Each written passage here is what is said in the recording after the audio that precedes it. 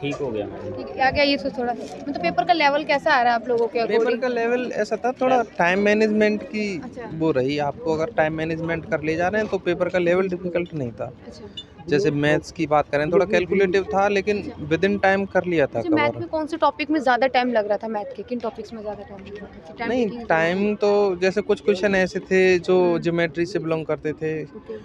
वैसे कोई नहीं प्रतिशत था। ऐसा क्वेश्चन? मध्य बहुलक बड़े हाँ, क्वेश्चन कुछ ज्यादा हाँ थे, ये वो ज़्यादा बड़े थे क्वेश्चन। मध्य बहुलक बड़े क्वेश्चन आए हुए इनके थे। फॉर्मूले पे बेस्ड थे ये क्वेश्चन डायरेक्ट। जो स्टैटिक्स के फॉर्मूले पे बेस्ड थे। थोड़े दोनों के फॉर्मूले में कंफ्यूजन रहता है ना, जिन बच्चों को फॉर्मूले क्लियर नहीं होंगे वो उसमें थोड़ी सी दिक्कत कर जाएंगे। बाकी ठीक है। बाकी कंप्यूटर क्या, कैसा रहा? कंप्यूटर कंप्यूटर तो बहुत ओ लेवल का आया था, बिल्कुल कुछ नहीं था उसमें। वो बहुत आसान इनपुट कंप्यूटर में एक आउटपुट क्वेश्चन ये डिवाइस से पूछा हुआ रिलेटेड था। वो पूछ रहे थे, और ओके। कंप्यूटर में कोई खास नहीं पूछा था। रीजनिंग में रीजनिंग में भी कुछ नहीं, वो साइक्लिक वो जो सिटिंग वाला, सिटिंग प्लान वो वाला sitting और एक वो वाला, रिलेशन एक वाला था। रिलेशन वाला और कोडिंग में कुछ सीरीज थी? Less than greater than less than और ग्रेड वो सिंपल थे, कोई टफ सिंपल नहीं सिंपल था। आ रहा था। जीके का कुछ टॉपिक याद है? किस टॉपिक से क्वेश्चन पूछे गए जीके में? ठीक है, तो करंट हम पढ़ते ही नहीं है, ध्यान ही नहीं। आरटी 2009 से पूछे गए थे क्वेश्चन कुछ। अच्छा। हाँ, और कुछ क्वेश्चन है इसमें स्पोर्ट्स से आया था? स्पोर्ट्स से नहीं आया था, स्पोर्ट्स से नहीं था।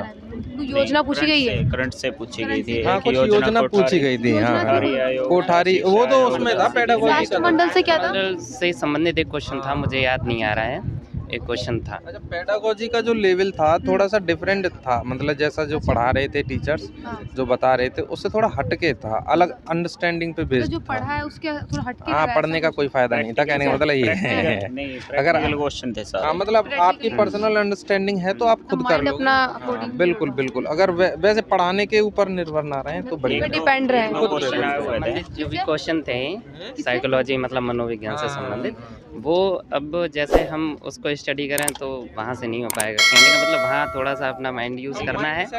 हाँ, माइंड यूज़ खुद का करना है, बिल्कुल बिल्कुल, वो अपनी किसी थिंकिंग के अकॉर्डिंग पढ़ाने करना है। एक दो क्वेश्चन पूछे गए थे। कॉल वर्क से संबंधित एक क्वेश्चन आया था।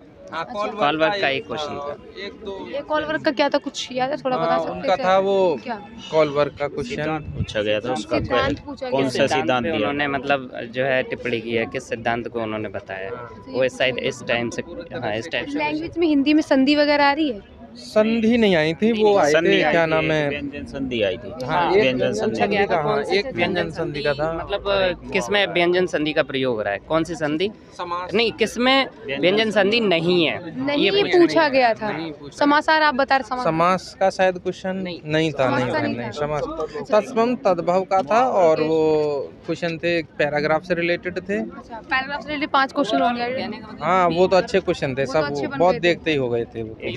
एक मुहावरा आया हुआ था। स्टैंडर्ड मान के चलिए 10th लेवल का। 10th standard. हिंदी का दोनों लेवल जो है बहुत बेसिक थे, Basic मतलब दोनों ही।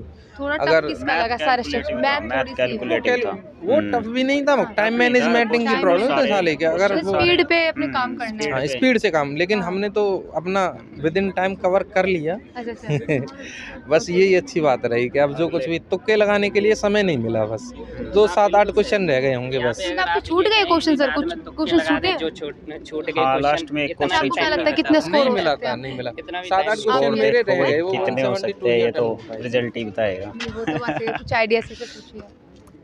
एक्यूरेसी मतलब कितनी परसेंट करके? आना चाहिए। अच्छा, पासिंग मार्क्स तो आने, Passing marks। पास तो होने चाहिए। ओके, आपके अकॉर्डिंग से? बिल्कुल श्योर। अगर ज़्यादा ही कंपटीशन या अगले चला गया, अगले बच्चों के लिए वैसे- तो यही कहना चाहते हैं हम भाई, 10th का मैथ है ना जो, हाँ, वो करके जाएं 10th पूरे level। चैप्टर हाँ। 1 से लेके 14 तक, सारे 15 तक।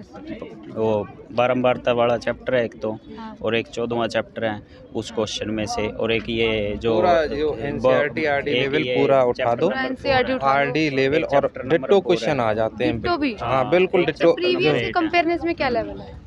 नहीं प्रीवियस तो हमने नहीं NCERT दिया तो था, आया हुआ लेकिन है। ना ही हमने पढ़े थे क्वेश्चन, लेकिन हमने Previous ये level देखा, से- हम जो पढ़ा रहे हैं बच्चों को। पेपर से तो आसान था। आसान था ये। अब की बार बड़ा आसान था आपका पेपर। लास्ट मैसेज क्या है? हम तो ये कहते हैं अगर फोकस्ड पढ़ाई की जाए और रेगुलर पढ़ाई की जाए तो एग्ज़ाम आसानी से हो जाएगा। तो वो बात है, रेगुलरली की स्टडी कर रखी तो possible है। बिल्कुल, और फोकस माइंड प्रेजेंट करके करी जाए तो बिल्कुल हो जाएगा। 14वें चैप्टर बहुत Chapters ज़्यादा अपने कवर कीजिए, बहुत बढ़िया से हाँ, प्रैक्टिस करिए। 10 एक्स ये 10th क्लास का सब बता रहे हैं, तो 14 बताया और आपने 10 चैप्टर। 5th चैप्टर बारंबारता वाला अच्छा, चैप्टर हो गया, बारंबारता वाला। और वो जो APGP वाला सीरीज वाला क्वेश्चन हो गया, और 8वें चैप्टर में से बहुत ज़्यादा क्वेश्चन थे, और एक वो नदी वाले क्वेश्चन थे जो 9th चैप्टर में है। ओवरऑल सारे सारे importance हैं। 10वीं के मैथ में से ही आए हुए थे सारे। ज़्यादातर question हाँ, अगर आप कैलकुलेशन कर सकते हो नहीं फास्ट, तो आपके सारे अटैम्प्ट हो सकते हैं। सारे term। जो मैथ तो आइए था वो साथ में ये क्या दिक्कत है बताइए। नहीं, जो मैथ तो था वो हमारा एक आर डी शर्मा की जो बुक आती है, अच्छा, सारे एमसीक्यू उसमें से थे, बिल्कुल। सारे एमसीक्यू उसमें से थे। मेरे कम से कम ऐसे 95 सही हो गए, 5 में मैंने 5-6 में तुक्के मारे जो 95 क्वेश्चन हाँ जो सोल्व कर लिए थे। हाँ, ओके। और साइकोलॉजी थी वो बिल्कुल अंडरस्टैंडिंग बेस पे थी। मतलब जैसे मैं सोच रहा था कि मुझे मैंने जितना पढ़ा था ना उस लेवल की थी नहीं। नॉर्मल सी अगर मैं सीटेट के लिए भी पढ़ता ना वही वाली सारी साइकोलॉजी। सीटेट वाला लेवल लगा। हाँ, इसी लेवल की थी। मतलब अंडरस्टैंडिंग बेस थी कि टीचर को क्या क्या करना चाहिए, क्या क्या होना चाहिए क्लास में उसके लिए, पेडागोजी में। बस हाँ यही था। ठीक है। और इंग्लिश भी मतलब ऐसी थी कि जैसे 10th क्लास के बच्चे के लिए आती है या जो क्लास में पढ़ाए जाते हैं, और हिंदी भी ऐसी थी। दो लाइन के सेंटेंस देके उससे क्वेश्चन पूछ रखे थे, और वे क्वेश्चन भी डायरेक्ट पूरा पेपर एनसीईआरटी बेस्ड था। मिनिमम बस ये मान लो लैंग्वेज में भी 18-19 नंबर के करीब आए। बिल्कुल इतने आराम बहुत इजी लैंग्वेज थी, बहुत इजी। बस मेरे एक करंट अफेयर मैंने करी नहीं थी, उसमें मुझे कुछ पता नहीं वो कहाँ से कैसे थी, बट जो रीजनिंग थी वो भी सारी सही है। 5 क्वेश्चन रीजनिंग के थे। कंप्यूटर कैसा रहा? कंप्यूटर भी बहुत इजी, इनपुट आउटपुट वाले क्वेश्चन थे ये। अच्छा, रीजनिंग में सीटिंग अरेंजमेंट से क्वेश्चन था? हाँ, एक सर्कुलर वाला था, सर्कल में बैठा दिए, उनसे पूछ रखा था। अच्छा, और ये ब्लड रिलेशन से क्वेश्चन था? नहीं, कोई रिलेशन नहीं था। बस ये था कि उसमें कुछ रिलेशन सा देके कह रखा था कि इसके ग्रैंडफादर के लिए क्या रिलेशन बनेगा। जैसे #@ बनते हैं ना वो, हाँ, कोडिंग में दे दिया। हाँ, तो उसमें पूछ रखा था कि इसका ग्रैंडफादर कौन बनेगा। अच्छा, ये दिया हुआ था। जीके में मतलब एक क्वेश्चन याद है किससे रिलेटेड? कुछ स्पोर्ट्स से रिलेटेड था? मैंने पढ़ी नहीं थी। नहीं, स्पोर्ट्स से नहीं था। स्पोर्ट्स से नहीं था। तो ओवरऑल पेपर का देखा जाए कौन सा सेक्शन थोड़ा बहुत आपको टफ था? कोई सा भी? बस ये जीके ही मान लो ना, क्योंकि लैंग्वेज मैंने पढ़ रखी थी, साइकोलॉजी मेरी हो रही थी, मैथ हो रहा था। बस बाकी ये प्रिपरेशन कंप्लीट थी, बस थोड़ा जीके में बस थोड़ा जीके में। हाँ, दिक्कत क्या, बस हो जाएगा वो भी जितने भी उसमें मैंने तुक्के ही मारे। बट मैथ किया सोल्यूशन, और साइकोलॉजी की, और लैंग्वेज की, और जीके रीजनिंग की है। ठीक है। तो आने वाले कैंडिडेट्स के लिए आप क्या बोलना चाहेंगे था कि एक बार ये चीज़ें टॉपिक्स तो ज़रूर देखें, इंपॉर्टेंट्स हैं एक बार? हाँ, देखो, ग्रोथ एंड डेवलपमेंट में से था जो नॉर्मली क्वेश्चन सभी के आते हैं। एक नया क्वेश्चन आया था होम स्कूलिंग के बारे में।